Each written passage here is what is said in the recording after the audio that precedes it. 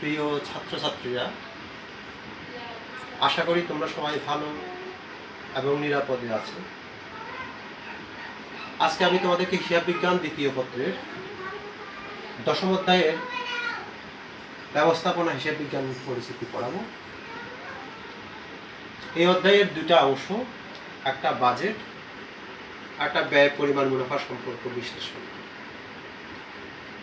অধ্যায়টা অত্যন্ত সহজ, কম লিখেই 10 নম্বরের আনসার করা যায়।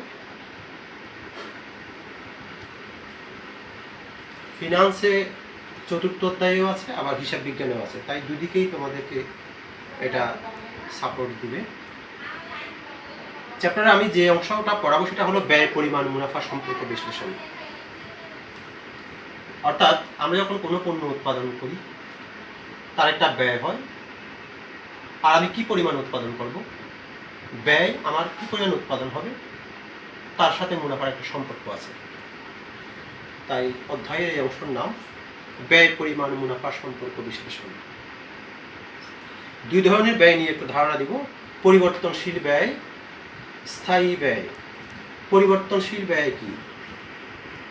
বিক্রয়ের বা উৎপাদনের একক পরিবর্তন হওয়ার সাথে যদি ব্যয়েরও পরিবর্তন হয় সেটাকে আমরা পরিবর্তনশীল ব্যয় বলব। যেমন আমি একটা যদি উদাহরণ দিই, আসবাবপত্র তৈরির কাঁচামাল কাঠ।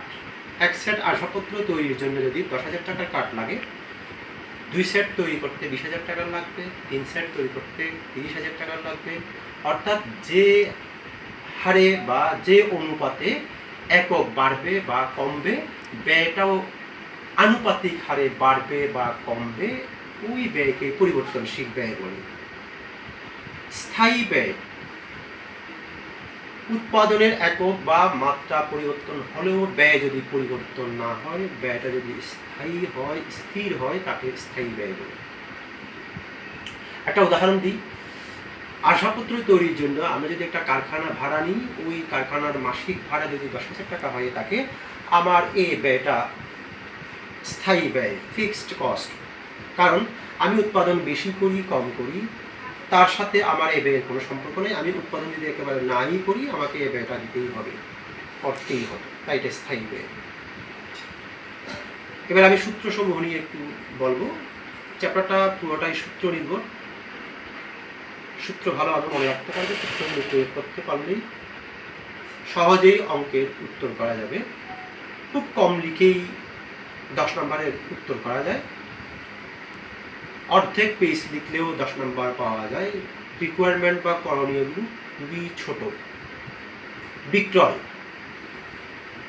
বা বিক্রয় মূল্য নির্ধারণের জন্য আমাকে ব্যয়গুলো হিসাব করতে হবে। পরিবর্তনশীল ব্যয় কত হলো, স্থায়ী ব্যয় কত হলো, তার সাথে আমি কত মুনাফা অর্জন করবো বা আমার মুনাফা যোগ করলে আমি বিক্রয় পেয়ে যাবো। তাই বলবো বিক্রয় সমান পরিবর্তনশীল ব্যয় প্লাস স্থায়ী ব্যয় প্লাস মুনাফা।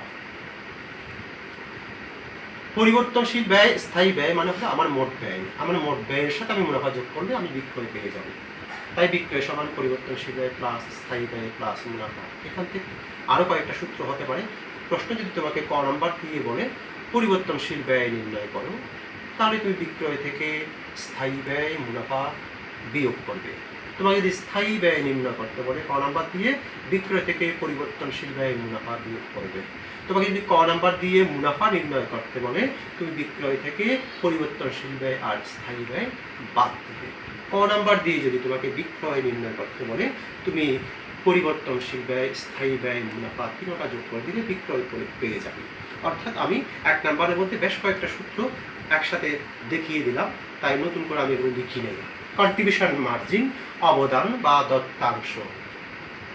অর্থাৎ আমার বিক্রয় মূল্য থেকে আমি কতটুকু আমার ব্যবসায়ের কন্ট্রিবিউশন বা অবদান পাচ্ছি সেটা নির্ণয়ের জন্য আমরা কন্ট্রিবিউশন মার্জিন বা অবদান প্রান্ত বা দত্তাংশ নির্ণয় করব।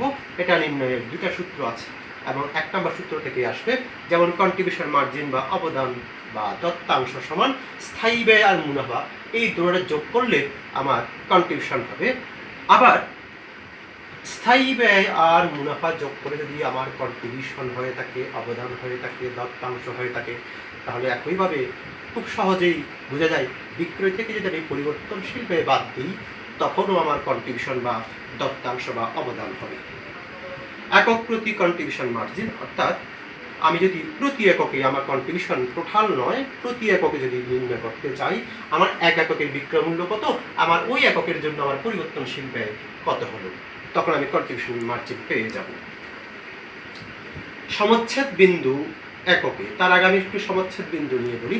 সমচ্ছেদ বিন্দু বা সমচ্ছেদ বিক্রয় হলো উৎপাদন বা বিক্রয়ের সেই একক বা মাত্রা যেই পর্যন্ত উৎপাদন করলে বা বিক্রয় করলে আয় ব্যয় সমান হয়ে যায়, লাভ ক্ষতি কোনোটাই হয় না, তাকে সমচ্ছেদ বিন্দু বা সমচ্ছেদ বিক্রয় বলে। এটা এককে যদি নির্ণয় করার জন্য প্রশ্নে বলে, আমি উপরে লিখব স্থায়ী ব্যয়, তারপর বিক্রয় মূল্য এককে, তা থেকে পরিবর্তনশীল ব্যয় এককে বাদ দিয়ে আমি সমচ্ছেদ বিন্দু এককে নির্ণয় করতে পারবো। 4 নম্বর সূত্রের নিচের অংশে কিন্তু যে অংশটা আছে সেটা 3 নম্বর সূত্রেও আছে, এই যে একক প্রতি বিক্রয় মূল্য মাইনাস একক প্রতি পরিবর্তনশীল ব্যয়। তাই আমি এটা আবার নতুন করে না লিখে আমি সূত্রটা 4 নম্বরের সূত্রের জায়গায় আমি আরেকটা সূত্র বলতে পারি। সমচ্ছেদ বিন্দু এককে সমান স্থায়ী ব্যয় ডিভাইডেড বাই, যেখানে আমি বিক্রয় মূল্য মাইনাস পরিবর্তনশীল ব্যয় লিখলাম সেখানে আমি একক প্রতি কন্ট্রিবিউশন মার্জিনও লিখতে পারি। সমচ্ছেদ বিন্দু টাকায় সমান, যদি টাকায় বের করতে হয় স্থায়ী ব্যয় ডিভাইডেড বাই বিক্রয় মাইনাস পরিবর্তনশীল ব্যয় গুণ বিক্রয়। সমচ্ছেদ বিন্দু টাকায় অন্যভাবেও নির্ণয় করা যাবে, স্থায়ী ব্যয় উপরে থাকবে, যেহেতু আমি জানি বিক্রয় থেকে পরিবর্তনশীল ব্যয় বাদ দিলে কন্ট্রিবিউশন মার্জিন হয়, তাই যে জায়গায় বিক্রয় মাইনাস পরিবর্তনশীল ব্যয় আছে সেই জায়গায় আমি কন্ট্রিবিউশন মার্জিন লিখে দিলাম। অর্থাৎ 5 নম্বর সূত্র আর 6 নম্বর সূত্র মূলত একই, বিক্রয় মাইনাস পরিবর্তনশীল ব্যয়ের জায়গায় আমি কন্ট্রিবিউশন মার্জিন লিখলাম, যেটা আমি 2 নম্বরে অলরেডি লিখে ফেলছি। নিরাপত্তা প্রান্ত, নিরাপত্তা প্রান্ত কি? আমার সমচ্ছেদ বিন্দু হলো যে পরিমাণ আমি বিক্রয় করলে বা উৎপাদন করলে আমার লাভ বা ক্ষতি কোনোটাই হয় না, সেটা হলো সমচ্ছেদ বিন্দু। আমি যদি উদাহরণ দিই, আমার প্রতিষ্ঠানে 10,000 একক উৎপাদন করলে কোনো লাভ বা ক্ষতি কোনোটাই হয় না, তার মানে আমার 10,000 একক হলো সমচ্ছেদ বিন্দু। কিন্তু আমি যদি 15,000 উৎপাদন করে বিক্রয় করি তাহলে আমি সমচ্ছেদ বিন্দু থেকে যে বাকি 5,000 একক উৎপাদন করলাম, আমার ওই 5,000 এককে বলা হবে নিরাপত্তা প্রান্ত। তার মানে আমার মোট বিক্রয় 15,000, আমার সমচ্ছেদ বিক্রয় 10,000, তাই নিরাপত্তা প্রান্ত সমান আমি লিখব মোট বিক্রয় মাইনাস সমচ্ছেদ বিক্রয়। নিরাপত্তা প্রান্ত অনুপাত সমান নিরাপত্তা প্রান্ত ডিভাইডেড বাই বিক্রয় into 100।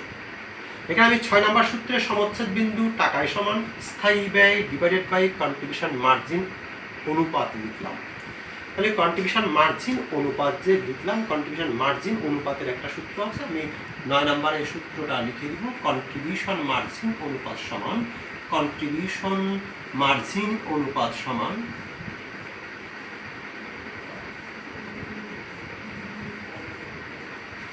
Contribution margin divided by বিক্রয় into 100। Contribution margin divided by বিক্রয় ইন্টু 100।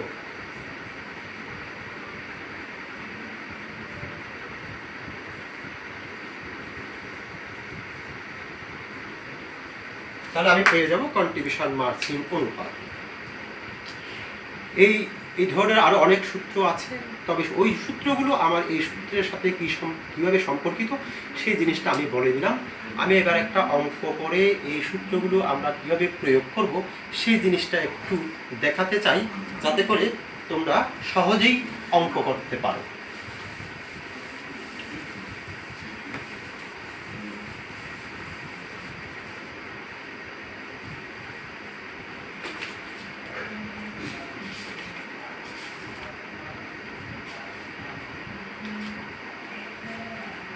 কুমিল্লা বোর্ড 2016, খুব সহজ একটা প্রশ্ন। বিক্রয় 8 লক্ষ টাকা, স্থায়ী ব্যয় 20% বিক্রয়ের, পরিবর্তনশীল ব্যয় 50% বিক্রয়ের। শুধু এইটুকুই হলো আমাদের অনুচ্ছেদ।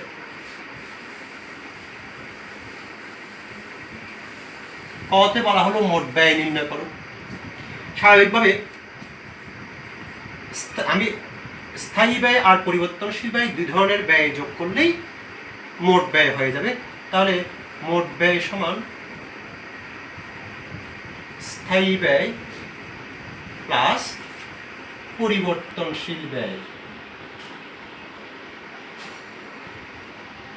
মানে স্থায়ী ব্যয় খুব সহজ, আমার ওই যে বিক্রয়ের পরিমাণ 8 লক্ষ টাকা তার 20%, আর পরিবর্তনশীল ব্যয় আমার বিক্রয়ের যে 8 লক্ষ টাকা তার 50%। 1,60,000 প্লাস 4 লক্ষ, তাহলে 5,60,000। ক এর উত্তর আমার এইটুকুই। তাহলে এই অনুচ্ছেদ থেকে খ নাম্বারে আমাদের বলা হলো কন্ট্রিবিউশন মার্জিন এবং মুনাফা নির্ণয় করো। কন্ট্রিবিউশন মার্জিন এবং মুনাফা নির্ণয় করো। তাহলে খ নাম্বার আমি কন্ট্রিবিউশন মার্জিন নির্ণয় করব। কন্ট্রিবিউশন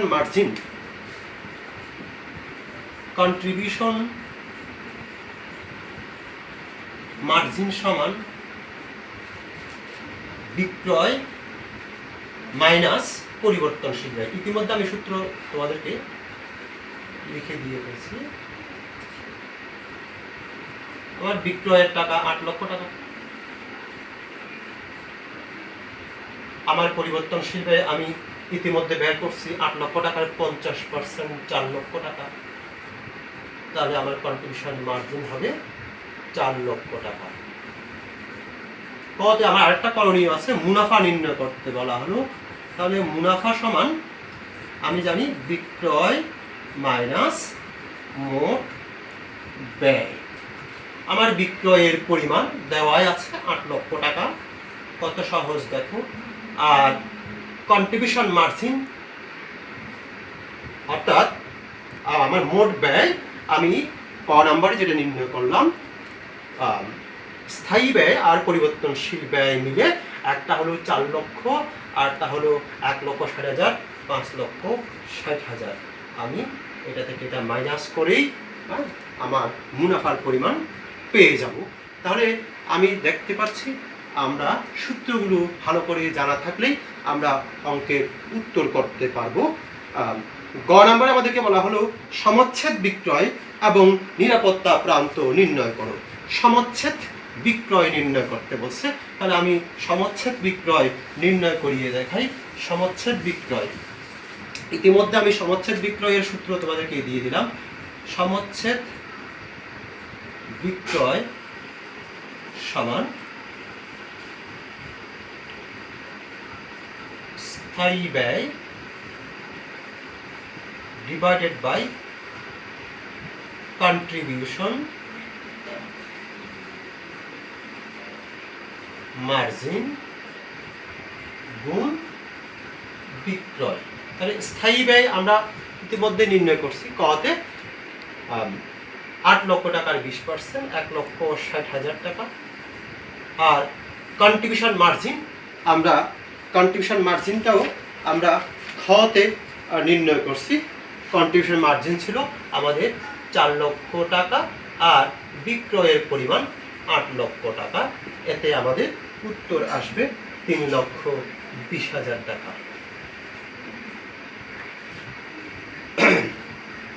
গতে আমাদেরকে বলা হলো আরেকটা করণীয় সমচ্ছেদ বিক্রয় আর নিরাপত্তা প্রান্ত। তো আমরা জানি নিরাপত্তা প্রান্ত সমান মোট বিক্রয়